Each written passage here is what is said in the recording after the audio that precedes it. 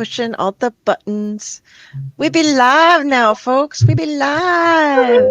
Don't poke Unlike Ginny. this movie. Everyone thinks because you're a zombie, you don't know good coffee. Well, they're wrong. There's only one brew that gets my seal of approval. Deadly Grounds coffee is my guilty pleasure. The aroma is so intoxicating. It brings all of my neighbors out of the woodwork. Deadly Grounds coffee. Coffee to die for and zombie approved. It's good to get a little deadly. Use the front door! Oh, they're so disgusting.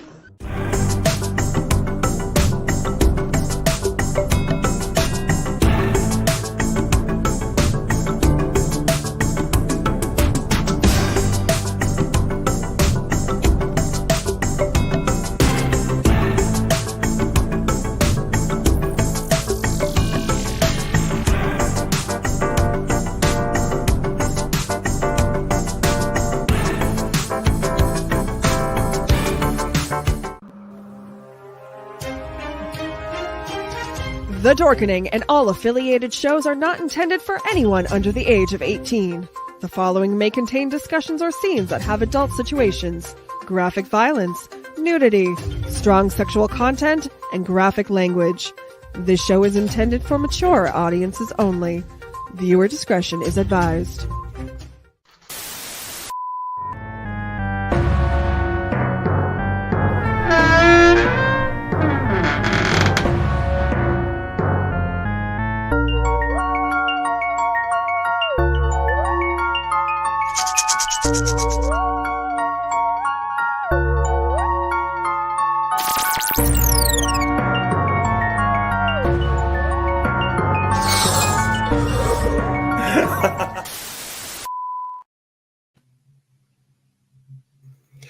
Hello, everybody, and welcome to the Tomb of the Terrible.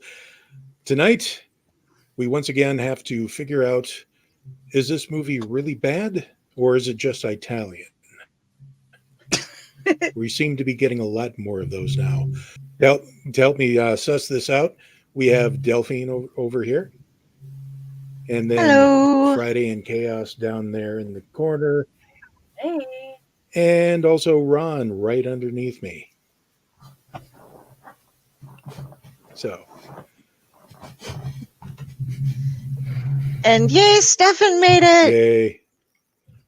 Yay. Yay. Tonight's movie is titled Madhouse from 1981, also known as There Was a Little Girl, also known as And When She Was Bad, and unfortunately not also known as There's Something About Mary. Now, taking from the VHX box blurb, am I lagging? Am I lagging a bit? I think a lot of us are, actually. Might be. Okay. So,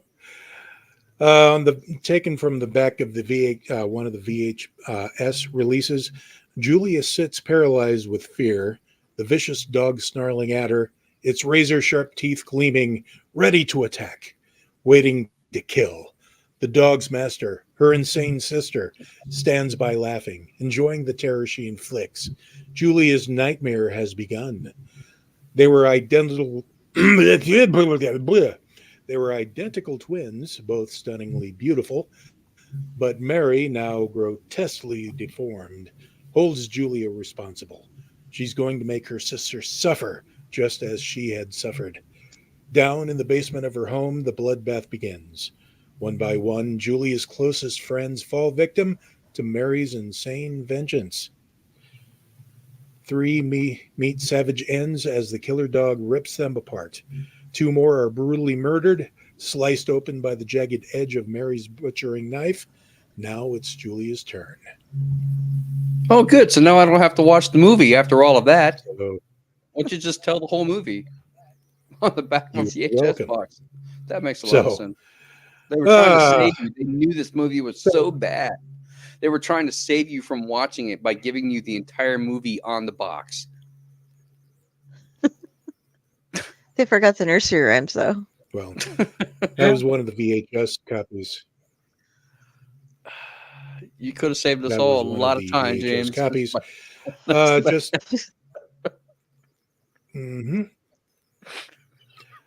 Okay, just some background information. This movie was released theatrically underneath the title There Was a Little Girl in Italy. The film was retitled Madhouse for the video market and was released several times on video. It was never released theatrically in the UK. It was released in England in its uncut form in 1983, before being pulled during the Video Nasty panic later that year. So let's go start with Dell here. What you've watched this before? Now you said before when you originally watched it, it kind of touched you from the inside, but then revisiting it, you were wondering what you were freaked out about. Oh, I've seen it. I first saw it when I was a little kid. So, because I mean, it came out when I was 6. I don't think I saw it that young, but before I was 10, for sure, I've seen this movie because that's when I had the head injury, and I remember things based upon that. But the opening credits, guys, like I'm going to show you some pictures here. They start off with it. This starts off in the far, far, far background, and the one girl is rocking the other girl, but it's way in the back, and through the whole thing, it's slowly getting bigger and slowly getting bigger as they're singing Rockabye Baby. And it just stuck with me and freaked the fuck out of me. Like, because, well, should we give the spoiler or let them watch it? Because it is one of those fascinating parts of an intro type of thing. Like Mr. Bartles would make us watch the intro to Vertigo like 3 times and take notes over stuff. That was something that really was good about it. The storyline is bizarre, but it also freaked me out as a kid. It was probably one of the gorier things that I'd seen up to that point. And even though the gore now, if I look back at it, it's like, oh, that's paint. Oh, that's this. Oh, whatever. So the effects aren't as good, but for the time, it was the creepiest thing I'd see. We had, like, we talk about, I get it confused in my head sometimes with Pet Sematary because of the Zelda scene and Mary. I would get those two kind of interlocked in my head, the twin who's suffering from a skin disease. And so there's this great tension between the characters, but all of a sudden, just bizarreness happens, which is what we're going to talk about with, is it a B movie or is it Italian? Because you're suddenly just like, wait, where the fuck did all this come from at once? So, yeah, before I go on and give a lot of spoilers, because we'll discuss that all more after everybody gives their initial impressions. Yeah, I started off and was like terrified, watched it later and was like, and then watched it again for this and was like, oh, okay, wow. Yeah. So I've had my feelings up and down on it. And currently they're kind of up on like, okay, wow. Yeah. So, sorry. Right. That was me. So, how many people, no worries. How many people here, this is their first time watching it?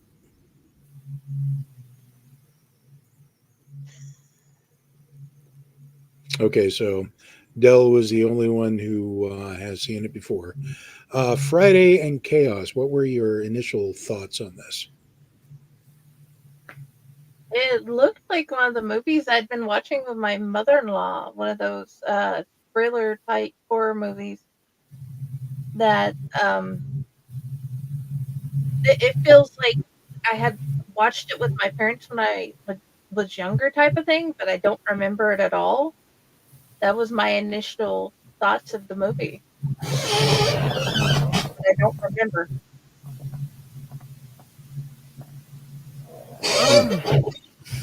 I actually, oddly enough, enjoyed it. I like the older. I've always been a fan of a lot of the I'm older. sorry? I've always been a fan of the older style movies. movies, and this one actually had a couple. It wasn't as predictable as I find a lot of movies to be.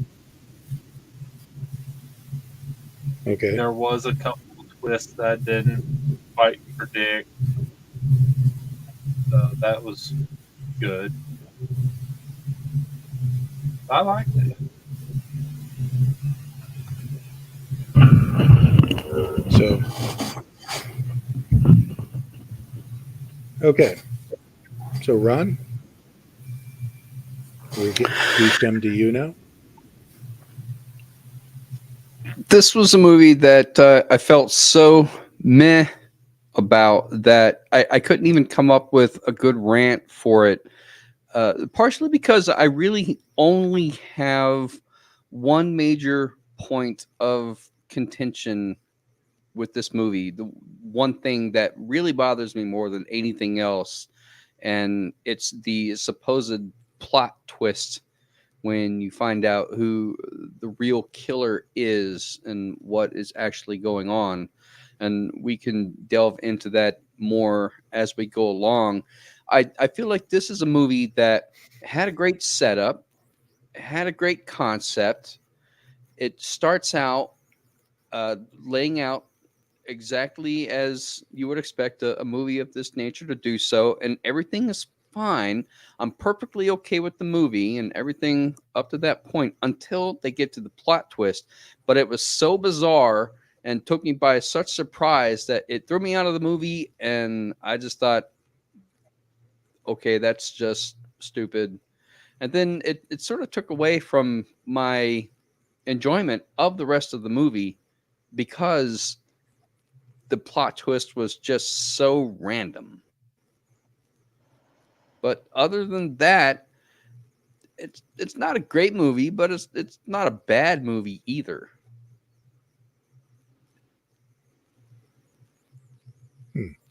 Interesting. Well, my excuse me there.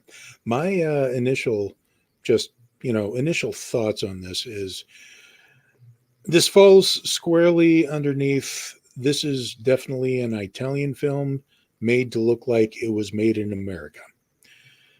And unlike you, Ron, I would have to say that the bizarre, unexplained plot twist itself actually lends to the overall feel that of just insanity that's happening around her. Because the thing about these Italian movies, they go more for style over substance. And when you're going for a certain feel, a lot of things like plot logic gets put on the back burner.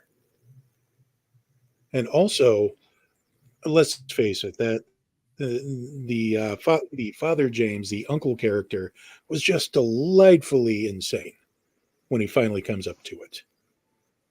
So I just saw a derp on the screen. I hope that makes things better. So let's see. I do have some notes that I took. So the stuff that I liked, and we can chime in whenever we want. Just let me get through the notes here. The stuff that I liked, the true star of the movie, Jerry Fujikawa. He played Mr. Kimura in this movie. He was also in Chinatown, but the most influential role that I remember him in is as second ERL expert in one of my favorite sci-fi movies ever made, The Cat from Outer Space. That was just amazing. I love that movie. And that basement party scene at the end certainly beats the one in Winter Beast. I'll just go ahead and say it. Yeah. And the fact that, Uncle James, if you will. Uncle Father James. Carrie, Dell Uncle Father James, like cousin Grandpa. But yeah, the bad guy is named Uncle James. So I don't know how to feel about that. On the one side, I'm like, wait, what? I'm the bad guy. And on the other hand, hey, I'm the bad guy. The fact that his shtick is he goes around singing nursery rhymes creepily and really, he's having a blast doing it. You have to just beautiful, just beautiful. So going back to Dell here, what were your some of your favorite scenes there? Okay, well, after the intro, I'm going to do a quick picture thing so that people can kind of get a bit of an idea about what we're talking about. We meet Julia, who is the main protagonist of the story. She is a teacher at a school for hearing impaired children, and teaching them how to talk and stuff. And she is also between each like kind of setup of scenes, there is a countdown. This is the date, and this is how many days until Julia's birthday. And at first, you don't know why. You figure it out because her uncle, Father James, shows up to let her know that she needs to visit her sister in the hospital. And this is the first scene that we get of her visiting her sister, who has undergone some sort of infection that has caused her with terrible, debilitating skin condition, as well as some bodily movement things or whatever. And then we get to see this is what Mary's looking like as she screams at her and torments her on her way out, because Mary's not a nice child. Julia, we see her cry a lot because nobody believes her that when she was a little girl, Mary used to torture her on their joint birthdays. We do find out that Uncle Father James had raised the two girls. Their father was never in the picture. In a really weird throwaway comment, you learn that that makes you kind of, well, aren't you nice? Since your mother died, you never really did know your father. He was never around or whatever. It's like, judgment? You're a father, aren't you? But he likes to say everything that she ever said that Mary ever did to her, she was being a naughty girl. She was making it up. He includes a lot of examples of like, oh, when you would have those nightmares and you would have like, because she elaborates how she's been like the girl, her sister would have a dog bite her and would stab her with pins and do things like that. And he was like, it was amazing. You'd wake up from these dreams talking about stuff, and you'd even have manifested red marks on yourself to make it look like it really happened. But totally doesn't believe her. But Mary escapes from the hospital after telling her that since their birthday's coming up, she's going to get her and make her hurt like she did before, because she's now the reason Julia got to say beautiful and Mary didn't. So she decides to go through, and we see her escape. We see a Rottweiler. We see a Rottweiler attack of unfortunately one of her favorite students, who I think she sees some of herself in. And Mary just does some nutty things. This was one of my best. Here is Mr. Kimura, one of the better weird shots, the way they shot this one. How her face and the angles on everything on that one went. And here is Mary, along with, praise be him, Uncle Father James, who is so fucking creepy. He just nails it. And he's like scolding her when she talks to her doctor. He's always like, oh, you always made up all these horrible things about Mary. When she's in church, he's giving a sermon on like, you need to honor your siblings, especially things like, oh, a sister. Can you imagine how God would hate someone who doesn't take care of their sisters or children or fathers, but a sister? And she has a boyfriend who's a therapist, and he tries to downplay everything to him, who finally is somebody who might believe that something has happened. But I just, that's what the whole like beginning of it to me was Uncle Father, whatever it is, just trying to destroy her emotionally before her sister gets a chance to jump in physically. because they let her know that she's escaped, and it's like, oh, no big deal. We'll be fine. One other nifty thing that I wanted to mention about this is that this movie was filmed in the Kehoe House in Savannah, Georgia, which you can go to. It's an actual haunted house, and now it is a hotel, and you can stay there if you would like for between about $220 to $400 a night, depending on the room and the night.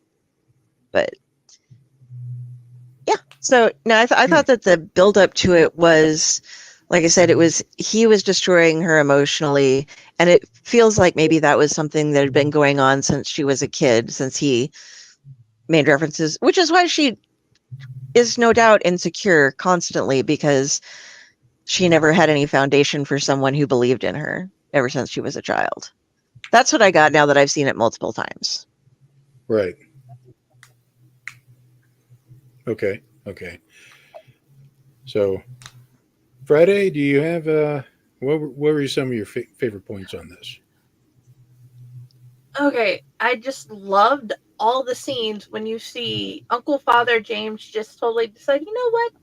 You get to see all of my crazy at once. Every single bit of it is yours now. And she says, that's heavy enough to be a body. He's like, yes. And yeah, after that, the movie just gets more fun. And one thing I want to add on to Carrie's comment earlier about the Deep South, I just wanted to say, no, you can be at any part of the South and have a double first cousin. Just so we can clarify that. Ding, ding, ding, ding, ding, ding, ding. But it also made me wonder about what exactly was the whole relationship between the other twin and Father Uncle James. If it was just, let's do the crazy killing thing together, or what type of other crazy things they had planned. And the birthday scene at the end, I think, was my absolute favorite.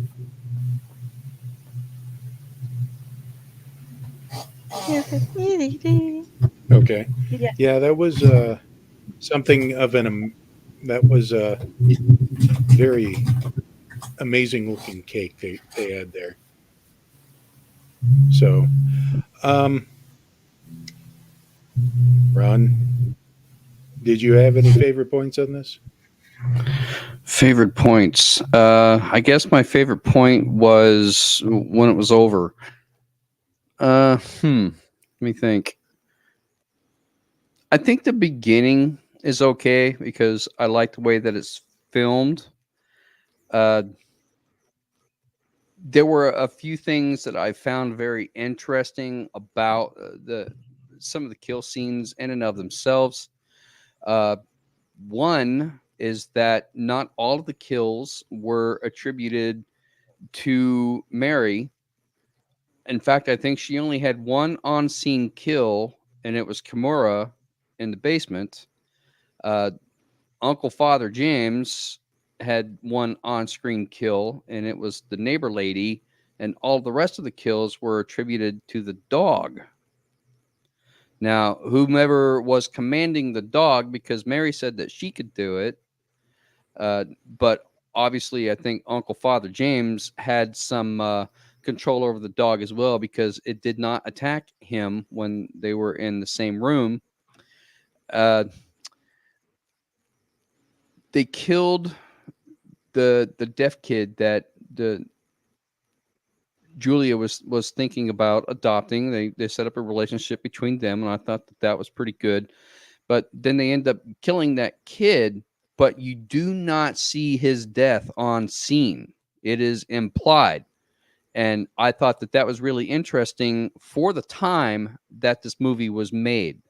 They show everybody else, but they do not show that kid. Also, there's a very innocent cat, and I have major issues with that. That cat did not deserve to die. They showed a very brief glimpse of the cat being hanged, and I did not like that at all. I thought it was completely unnecessary. They didn't have to show it. They didn't even need to kill the cat, but it does serve as a point to set up how crazy that Uncle Father James is, or Mary, if she's the one that actually did it. I don't think it was necessary to kill the cat, but if you're trying to serve a purpose of showing how crazy this person is, then I get it. But I'm a cat person, and I didn't like it. I almost stopped watching the movie right there when I saw that they killed the cat, because I don't like that kind of thing. And by the same token, I mean, I don't like abuse toward animals in general. And they did end up killing the dog, which in a very interesting way, Black and Decker. And I mean, I didn't like it either, but the dog was crazy and under command. So I get the point that it had to die.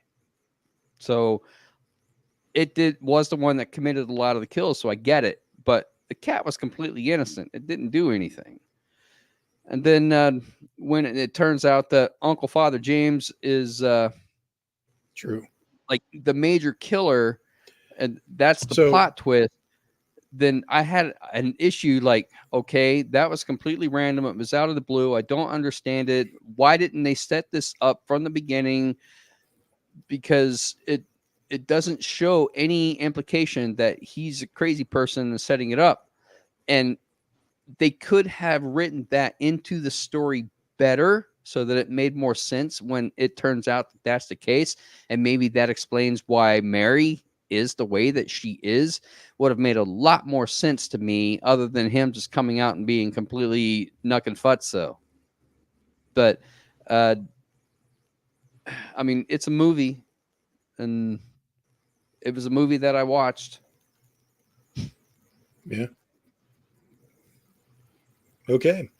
Well, I do apologize greatly. I completely forgot about Chaos there. Chaos, what were your favorite points of the movie? While you're doing that, I'm going to go turn off my music downstairs because I can hear it and it's bothering me. I'll be right back. All right. Sure.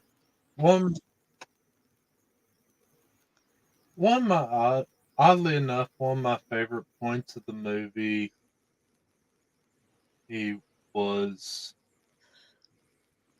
oddly enough, I like Nakamura. Just the scenes with him, it was funny. Oh yeah. And kind of sucked when he died. Made me sad a little bit. I kind of hoped he got away. But as I said earlier, the plot twists of the movie were good and all. The only critique I ever had about it was probably a point I really didn't understand that well. And that was with that beginning scene of the movie, it looked like they were trying to set up for some other twist down the line. But then, right as the movie starts, they kind of explain that away. Yeah. It just kind of threw me off. The fact the intro scene kind of makes it look more like they're going to lean towards the twist that the main character turns out to be the evil twin. But then they explain the messed up face of the sister as skin condition from a disease. And threw that thought process out the window. Yeah. So, personally, just some thoughts on some of the plot points myself. I am a firm believer that sometimes madness and insanity, there is no explanation for it.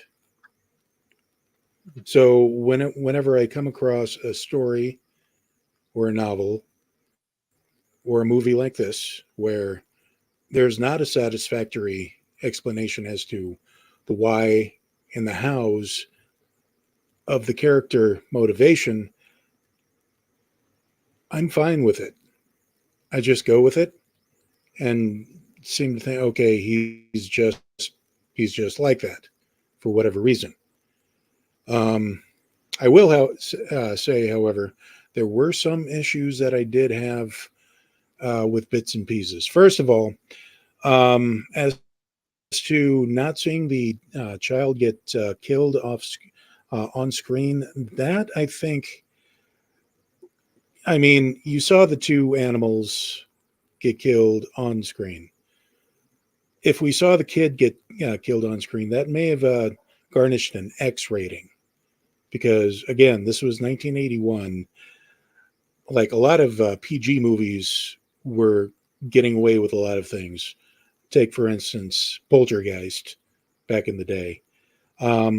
However, I think seeing a child get mauled like that, especially with the effects that they were using, the blood effects, that may have set off, that may have gone a little too far, so that I think it was tastefully done to do it off screen and just see the body wrapped and covered being wheeled into the back of the ambulance. Some of the more minor points, though, if I hear someone take Philippians 4:13 out of context one more time, I'm just going to flip out, okay? I know this is a crazy guy doing it, and the reason why he was doing that just because, but still, stop it. Just stop it, people. But that's just me. And also, the preferred rendering would actually be the little dog laughed to see such sport. Not the way he put it during the movie. Other than that, I rather enjoyed the execution of this. Del, did you have any? Were there any off-putting or things that brought you out of the movie itself? Well, I wanted to put one more thing in that I got the shots of, that it made more sense when you were like Italian, and I went, oh. So this is the first part. This is the first time we see Mary, and this is one of the last times we see Mary. And I don't know if that was, the curtain, if that all was set up, but like it seems like that was set up to be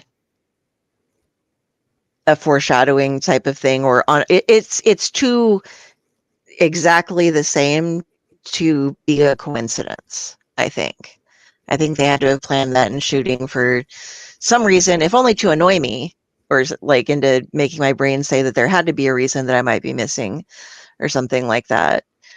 But there weren't that many things that took me out of it. Once I got back into it, the only things that really kind of took me out were the people who blew off Julia, who has all these, she's like trying to convince people of stuff, and her uncle's able to just say, oh, she's just a little bit hysterical, don't worry about her. And they all, oh yeah, we'll just let her go. We won't pay any attention to her.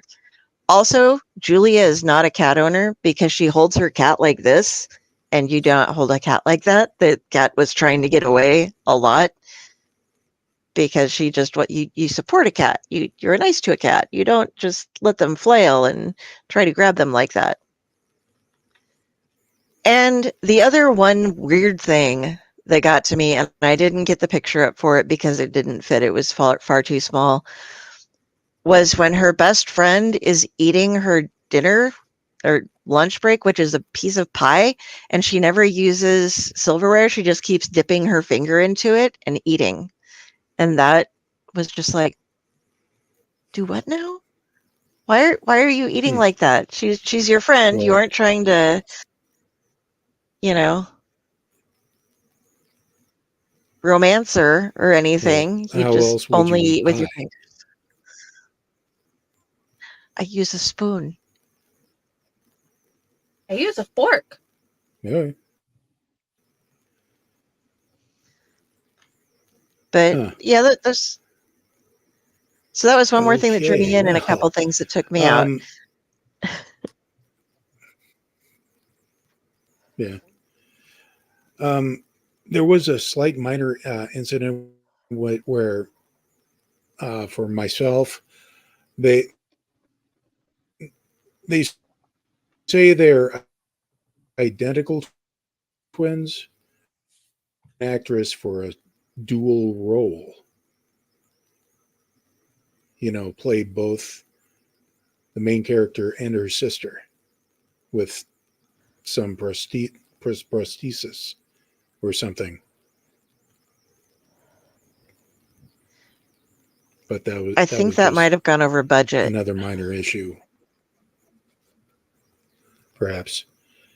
Well, that would have gone over budget, and hiring a different actress. I mean, to make it convincing that they like trying to get the shots in. I don't think you get the same shots in with the people. Right. If it was the same girl back in 81 with the stuff they had then, having them both facing each other and talking would have been maybe like technologically difficult. I'm not sure. I wasn't making movies in 1981. Now I'm thinking. No, true. But now I'm thinking of that scene in Star Trek VI where Captain Kirk is talking to himself, literally. So, Friday and or Chaos. Hey, Tom, welcome to the show. But Friday and or Chaos, where were some of the things that kind of took you out of the movie? The constant, oh, just ignore her, she's crazy. And no one, not even her best friends or boyfriend, even given her a thought of she might be actually saying the truth. Usually there's that one friend that is like, yes, I know exactly what you're saying. Let's figure it out. Yeah. Chaos?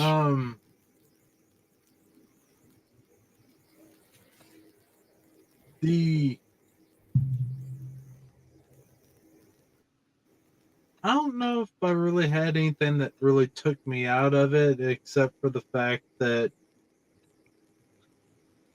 I thought it was kind of funny during some of the kill scenes and when they showed the dead bodies. It's almost like everybody's made of paper mache. The bodies were just made of paper mache and shit. Filled with candy. Yeah. Every corpse became a piñata. But of course, that was their budget. So, yeah. Ron, do you have anything to add? I know you already gave the most of what perturbed you about the movie itself. Did you have anything else you wanted to stick on top of that? Why, yes, I do. Like I said before, that I was perfectly fine with the first half of the movie until the big plot twist where you find out that Uncle Father James is the actual killer, and that he and Mary are in cahoots. Up until that point, I felt like the movie kept you kind of guessing as to what was really going on, because there are some scenes where the killer's not even shown at all when the dog is doing the killing. It doesn't show who's actually commanding the dog at that point. So I was thinking that if they had really wanted to, they could have written it so that it turns out Julia and Mary are the same person, and Julia is having schizophrenic episodes. Julia is the one that's actually killing off all of these people in the Mary identity. And I'd have been fine if they had left it with that, and the Uncle Father James was never revealed to be a psychotic killer. I feel like they could have expounded upon that a little bit more to show the relationship that James had with Mary, that they were in cahoots, and that they had planned this all along, and it was going to be this way. Also, the birthday party scene in the basement rather reminded me of that scene from Mandy, where they're having the party in the attic. I don't know why my brain jumped to that. It seemed like a similar sequence of events. I think that this movie could possibly be remade much better than it actually is. And I think it would go over a lot better in today's market than it did back in the 80s, when it just feels like they had a solid concept but didn't really know what direction they were going with it, and said, we need to have a plot twist. Oh, let's make it this. And then no explanation to it as to why, Uncle Father James is the one that's leading all of this. It didn't really make sense to me. So other than that, it's not a bad movie. There's a little bit of Psycho vibes to it, Norman Bates and all of that. But I just think that it could have been planned out and written a lot better to be more cohesive and not as inconsistent. Okay, fair enough. Del, you did you want to talk about the soundtrack, various other things? Yeah, the one thing that there was kind of a nod to, at least Uncle Father James being involved, was it's his car that you see that when she escapes from the mental hospital, and when the dog is first let out and stuff, it's all his car that's there. But it wasn't something I think that was super, super noticeable, because he had kind of a generic car, but that was there. The soundtrack, though, was something that I saw a lot of people comment on, and you've said there were so many different elements to it. Some of it I thought was incredibly good. Like, they would really draw you in with these like piano or like cellos and stuff like that, and you'd really like, okay, or a bass going on, and it's like dun, dun, dun. And then all of a sudden it would go into video game sounds, is what it seemed like to me, like a lot of synth and like, and that would really throw me out of the movie, because it was just like, what's this noise coming from? And then the little fairy tale kind of playfulness that went in some of it too. But when it would go into those video game sounds, it was really kind of weird to me as to if that was just like a trend at the time, or why they suddenly changed the soundtrack that drastically, the style of it, and then they'd go back to the regular stuff again. Oh, so, yeah, that is a good question. But all in all, though, we're going to go ahead and see about giving this thing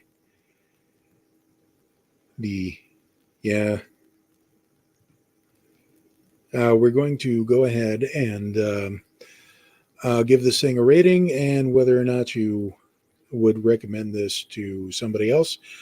Starting again with Del. I changed my mind about it. I'm going up to 3.5 stars out of 5. Or we do out of 10, don't we? So 7 out of 10. I'll give it. Out of 10. And yes, for my... Okay. Yeah, 7 out of 10. And for my friends that are into horror, that it's kind of a little different, I would recommend this to people now that I've watched it again. Okay. Friday? I also give it a 7, and I've already sent the link to my mother-in-law. So yes, definitely Okay. sharing. Chaos.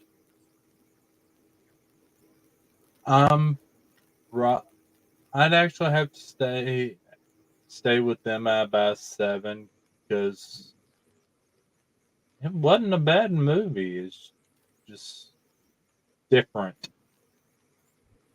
And she's already told my mom about it, so I don't have to. Good on her. I know, right? All right. Ron, what say you?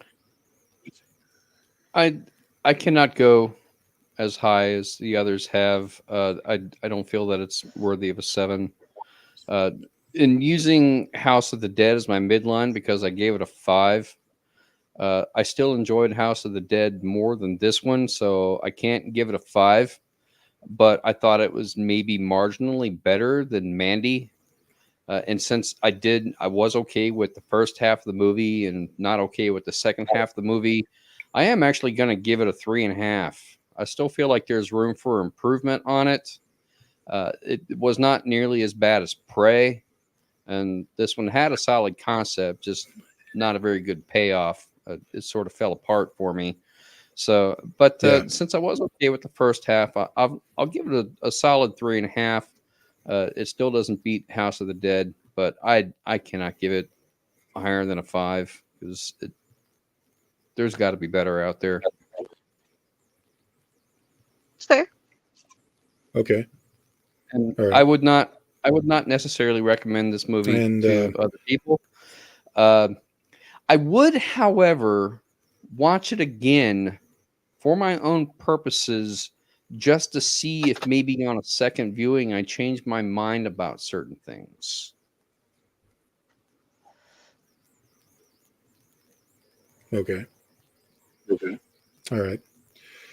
As for me, I'm going to give Madhouse.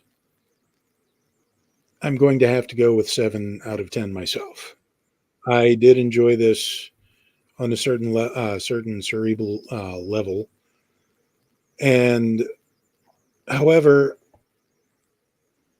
I wouldn't. I would recommend it to certain people, but for other types of people, I wouldn't really so much recommend it as I would surprise them by just playing it for them, just to see the look on their faces, because that's the way I roll. So, and normally at this point, I would have given the 5-star reviews that were on Amazon, and there were a few of them. However, tonight we're experiencing a bit of technical difficulties, which is unfortunate, but it is what it is. So we'll go ahead and do we think we can manage the wheel at least? Mm-hmm. Yep. So go ahead and do that. Getting rid of the last ones on this wheel before we start a new one. Friday, are you ready? Oh, yeah. Come on, Dracula. Okay. I'm good if you are. 3, 2, 1.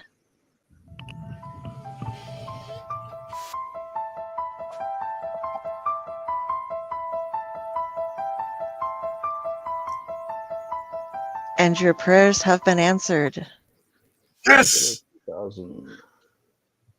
I don't know why I wanted to see this movie.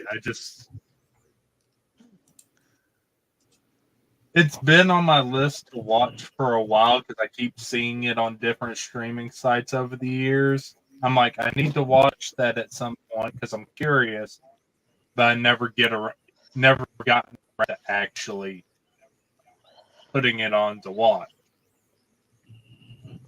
Now you get to. Okay. Well, yay. Now I have a reason. So, Del, where can we find you?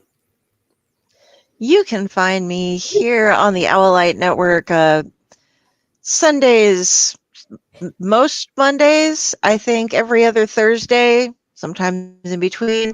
You can find me every Tuesday night over on Splash Pages. Tomorrow night we have got Cullen Bunn and Tyler Crook, and I'm so excited. Some of the best horror stuff out there. It's kind of an American Gothic sort of feel to it, or folk horror going on. If you want to read and catch up with us, Harrow County is what we read. That involves both of them. And you can find me on Facebook at Carrie, Kari Sanders. If you see this crow, you have found me. You can find me on Amazon where I write things, but all of my links are on my Facebook page over on Facebook. So find me there, and half the time you'll be talking to this lovely lady below me.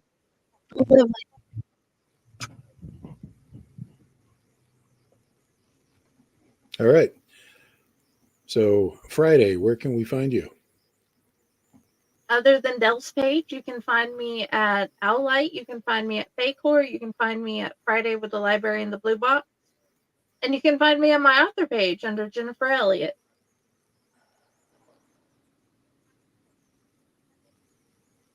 Okay. And Chaos, where can we find you? Find her. She's everywhere.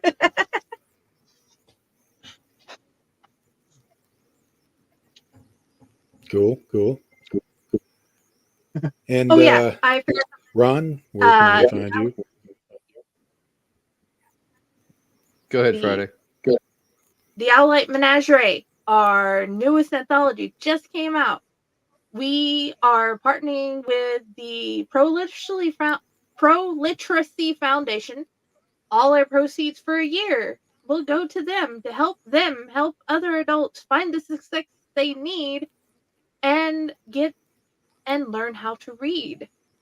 And that is one of our most favorite things ever to have worked with.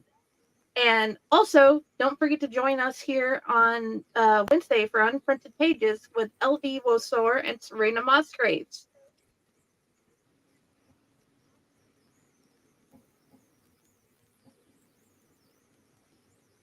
Okay. Ron, where can we find you? I am also here on the Owlite Network, usually Sundays and Monday nights, and sometimes on Fridays when I'm available for Chainer's Haunted Secrets. You can also find me on my author page on Facebook, Ronald W Gillespie Jr. -author. Go buy my book. And also buy the Owlite Menagerie anthology that just came out. I do have a short story in it, along with everybody else here, I believe, has a story in that book as well. Josh, we're going to have to bring you up to speed here, buddy. Yeah. And you can also find me on TikTok. I am a martial artist by trade. I make martial arts content for TikTok, and you can find me there under @WolfDojo. And anything outside of that, if you really, really, really need to get in touch with me, then just contact Friday over here, and she will get in touch with me for you because she's cool like that, and everybody loves Friday. And I love all of you guys, including the puppet squirrel. He's embarrassed. Okay. And I am your Uncle Father Necro.